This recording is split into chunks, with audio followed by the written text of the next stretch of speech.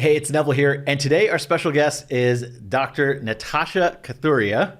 Welcome to the podcast. So I'm going to give a little quick intro over here.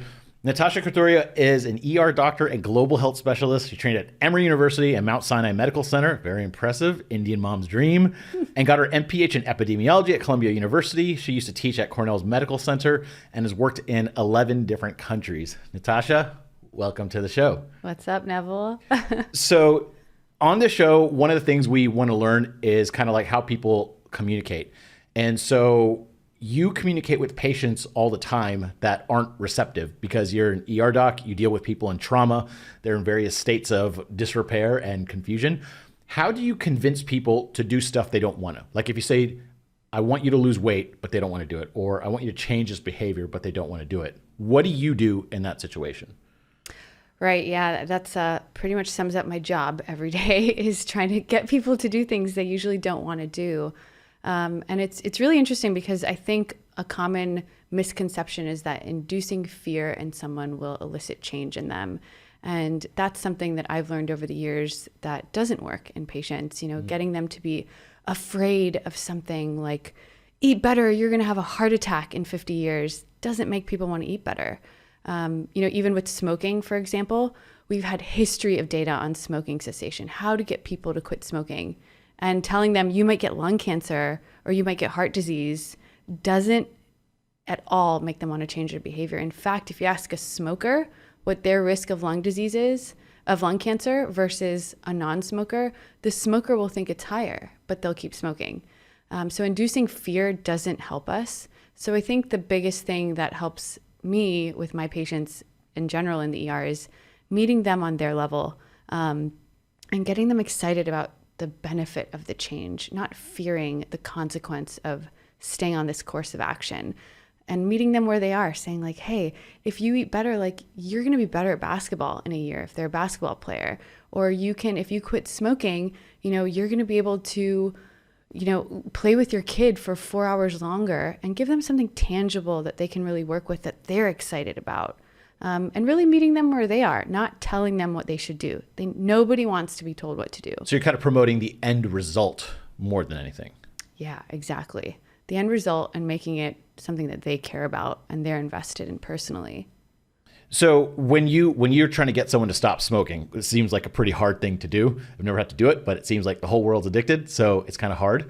You just tell them, does that actually work? You're just like, you can play with your kids for longer. Does that work? Not quite like that. So for smoking, something like smoking, for example, we don't like to induce fear, but something that's really important to know about the human mind and our psyche is that humans just are very loss averse. We don't like to lose things. So instead of presenting it like something they should fear, like dying, you can present it like something that they may lose in the long run. Like if somebody is 60 years old and they're smoking and they have grandchildren, giving them the idea that, hey, if you quit smoking, you may be able to play with your grandchildren longer. And if you don't quit smoking, you might have difficulty even just walking across the room in a few years. And that, presenting it as something that they're not going to be so afraid of that they'll reject, but something that's tangible that they can say, you know what, I really enjoy going on walks with my wife and playing with my grandchildren right now.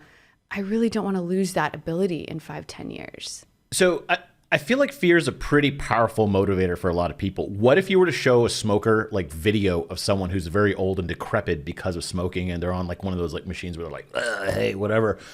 I mean, would that not induce enough fear for someone to do that in your experience? Yeah, it doesn't. In fact, it's like one of the most basic case studies that we learn in public health school at the very beginning is how it doesn't work. And it's funny because if you go to third world countries and you look at cigarette packs, they often have horrific graphic photographs of like stuff, teeth rotting and lungs that are rotting and really graphic things. And they also have higher rates of smoking typically than we do. And those things just don't work because the human brain will reject it. It doesn't change behavior based on those fears. It doesn't work. We hope it works. And intuitively you'd think no one wants to get to that end result. So no one would want to go down that path, but to change the behavior, it doesn't work. I think it does work to prevent people from doing things. So children, for example, teaching them at a young age the consequences of action can prevent them from going down a path. But once someone's already addicted and down a path and trying to change that behavior, it's a completely different mechanism in the brain.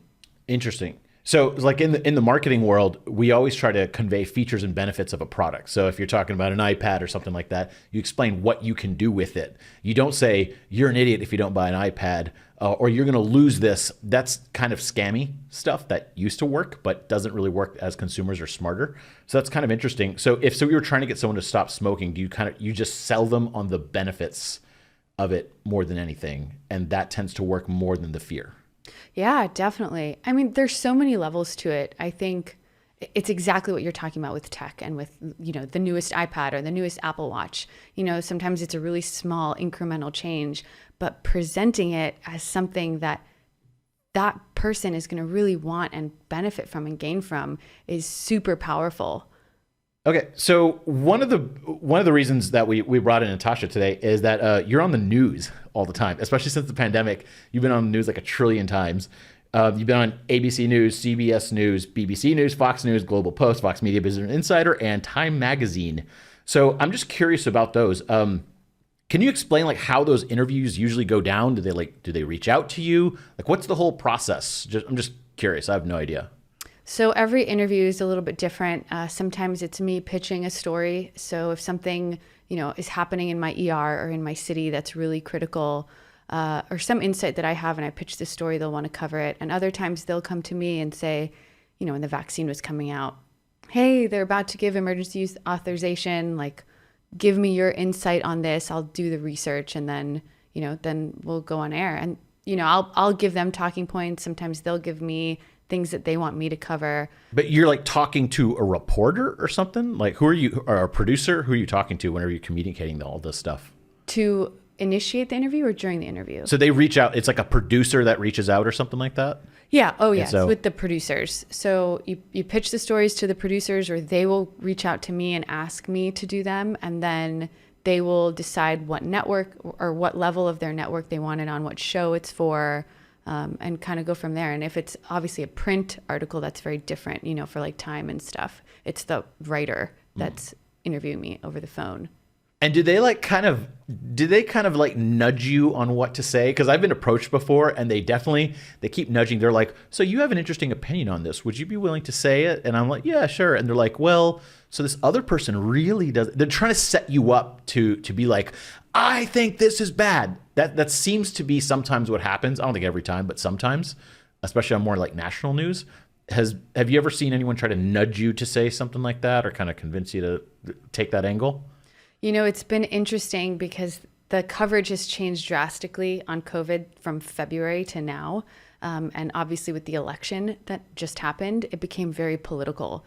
And during that time, there was definitely some moments of feeling subtly nudged in one direction or another. But I was actually very surprised that if you're proactive with it ahead of time and you tell them what you're not comfortable talking about, they're pretty cognizant of that. And I think that's another point, that maintaining not to be political socially, like on social media, that's been very difficult for me to make sure that I don't appear in one direction or another, because I'm interviewing on conservative and liberal networks. And once they start to pin me down a certain label, they're naturally going to want to view my opinions as political. That's what human beings do right now. So that's been a tricky thing. What about how long are you actually on air versus how long do you appear on the news clip? Because some of your clips I've seen, they're like 10 seconds, and then others are really long. Are you talking for like 30 minutes or an hour and then just narrow it down to like a 10-second clip, or what usually happens there? So the shorter ones are usually pre-recorded. So they'll pre-record it ahead of time, and they'll ask me questions. We'll have a long conversation, kind of like us right now, and then they'll kind of grab what they want from it. And you'd think those would be the easier interviews, but I actually don't like those because they can clip what they want at the end of the day. Live interviews, what you see is what you get. You're waiting, you're hearing everyone else before you, and then you're on screen. Everything you see on air, there's nothing cut, nothing edited. You mess up, it's on air. So whenever, okay, so you're in the ER all day giving advice to people. I'm sure people with COVID, all sorts of stuff right now. In private, you probably give advice like a normal person? Like you talk to them being like, this is what you should do. This is what you should do. But when you go on the news, does it sound different? Do you have to like amp it up? Because I just see like people on the news are just like, stay indoors. But like they probably wouldn't say that in real life. Do you have to change your attitude when you're discussing it to one person versus thousands? Definitely. I think when, even just comparing a friend to a patient to the news, giving public health advice for population behavior change versus an individual advice for individual behavior change is like night and day. Getting the public and population to receive messages has to be given in a much more calm way, again, that doesn't induce fear, but is much more fact-based and less personal and compassionate, less emotion involved. On an individual level, you can really meet someone where they are and really be like, hey, this is the right thing to do for X, Y, and Z reason that applies to that individual. But yeah, it's also easier to talk to a friend and know where they stand and not fear, backlash versus on air when you've got people on every side of the spectrum that, you're inevitably going to get some backlash for something you say. Okay, cool. Here's an interesting thing I wanted to ask you about because like in the marketing content world, there's a thing called social proof. So if someone doesn't know who I am, I have to kind of give them some reason why they should listen to me. So if I'm redoing their website, I have to say like, oh, I've worked with Hotjar and Gartner.com and all sorts of things to prove that I know what I'm talking about. In the doctor world, I think there's this proof for any healthcare company I've worked with that when doctors are shown, they need to have a freaking white coat and stethoscope. Do you notice that? Oh yeah, I don't think I've done an interview without my white coat on yet. Can we put white coats on right now? Oh yeah, we can put white coats on. All right, let's do it. Okay, now we are doctors. Check that out. Boom. Yeah. Do we look way more doctory now? So much more doctory. Okay, so explain to me, whenever you walk into a room and you have a doctor coat on or white coat and stethoscope, which like, I don't even think doctors use stethoscopes that much anymore. It actually conveys that you are a doctor. Whereas before, some people may think you're not a doctor. Yeah. What happens with that? That's definitely true. I think, younger female docs, I think like myself, have to worry more about appearance because, we're often mistaken for other healthcare workers and not seen as physicians when we walk in the room, and understandably so. I think it's also important not to get super sensitive and take that personally when people are just basing their assumptions on their history. So most females will do it sometimes, but in the ER where I work, wearing a white coat is just a hassle. You get blood on it, like it gets dirty. White is the worst color they could have picked for us to wear to work. So scrubs equivalent. We definitely use our stethoscopes in the ER. So we always have them on us. But like even with my bias, you look so much more doctory right now than you did like a moment ago without all that stuff. I don't know what it is. I just think like a doctor wears a white coat for some reason. So in every single movie, they're wearing a white coat. Maybe sometimes that ridiculous like light that they have on their head or something, right, like a dentist would wear. Yeah. So that's just really interesting that this is such social proof that you wear a doctor. Also, I'm an Indian male wearing a white coat, so I definitely probably look like a doctor, even though this thing is like huge on me. Definitely. That sounds so. One last question we have for Natasha. In the ER, what is the craziest thing you've ever seen someone stick up their butt? Oh my gosh. That's such a funny question, and I get it all the time. It's also not that uncommon. We see it. I've seen it so many things. Is it usually an accident, quote unquote? Or? It's not usually an accident, but they usually present it as such. Very commonly, like I slipped and fell, and it's always the joke, like, why are you walking around naked all the time? Like, that's not obviously how these things happen. Usually it's for pleasure or other things. So I actually happened to me recently. I had just a few days ago in the middle of COVID pandemic, we have no beds to admit to in the city during the shift I was working. And a patient came in and lost a full spatula in his rectum and like couldn't find it. And for context, he brought in the paired spatula that was not flat, the spoon version to show me the material of it, that it was silicone and, and that is important when we do radiographs and we image for it based on what material it is. But I was like, dang, full spatula? Full spatula. I mean, in a way, that's kind of impressive.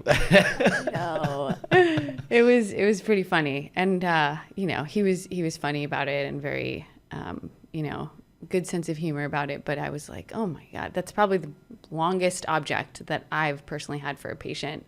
But we've had thermoses, light bulbs, like you name it, like anything that you could think of has been stuck up there in a patient before. Oh my God. I hope it was like an LED light bulb and not like one of the glass ones or something. Wow. Oh yeah. No. Cool. Any other ways that y'all use to convince or use language to convince people of? Because so with language, like we always try to eliminate buzzwords big time from any of our copy or any of our websites or anything like that. So if someone has a SaaS company and they're like, good evening to who it may be concerned, we are interested in conveying this thought. And you're just like, what the hell are they talking about? So we always just say like, we redo your website for you. Just something like you almost, I hate the word like dumb down, but you make it simpler to understand. So someone's brain doesn't have to do a lot of mental gymnastics to understand the words. Do you frequently talk to people like that? You kind of like dumb it down or just explain it in terms they can understand? Because I've heard you and your husband talk medical stuff and I'm like, I don't even know what you're saying sometimes. Is that a common thing that happens that you have to kind of just like explain in very, very, very simple language? Is that training that you get as a doctor? Yes. That is something we have to do all the time. And it's another thing that hinders us if we're not conscious of that when we speak to patients, that will prevent them from receiving the information that we give them, especially for behavior change. If I'm going to tell someone, hey, your ejection fraction of your heart might reduce by 20% if you don't quit smoking. I mean, what does that mean? What does that translate to? In one ear, out the other, no matter how fearful that can be. But changing that to be more digestible and tangible is, hey, you're going to have difficulty walking across the room. You're not going to be able to have a prolonged conversation on the phone if you don't make those changes. And it's the same thing. One is describing heart failure in medical terms, and one is describing what's actually important to the patient, which is how it affects their quality of life. One common reason I hear that people do that, especially when they're in committees, is they use complex language because they think it makes them seem smarter. And I argue that it doesn't, but they think like, oh, if we use big words, like it makes us seem smarter. So if you say, oh, the ejection factor of your blah, blah, blah lungs, whatever, and you use all sorts of doctory terms, do they think that, oh, she's so smart, I should listen to her? Or are they just like, I don't know, does it blow you off because of it? Like what happens there? I do think that it's important to build a rapport with the patient. And I think sometimes it does take a little bit of medical jargon if they don't seem to trust your opinion on something. If you receive some sense of doubt from the patient, like, oh, that sounds ridiculous, then breaking it down into the medical terms and explaining that thoroughly will give them context of, oh, okay, I get it now. That's very interesting. Like that is, so there is some logic behind this. It's not just you telling me that smoking's bad, but really bringing it back full circle at the end of it to still meet them on their level and really listen to them and hear what's important to them and how it's going to change that part of their life. Okay, so if at first you say you got to stop smoking, they're like, I know, that's cool. But if they're like, I don't believe you, then you'd be like, well, your ejection factor, blah, blah, blah, is 3, and you're about to die. Look at this chart. You're going to die when it hits 4. Then they believe you more.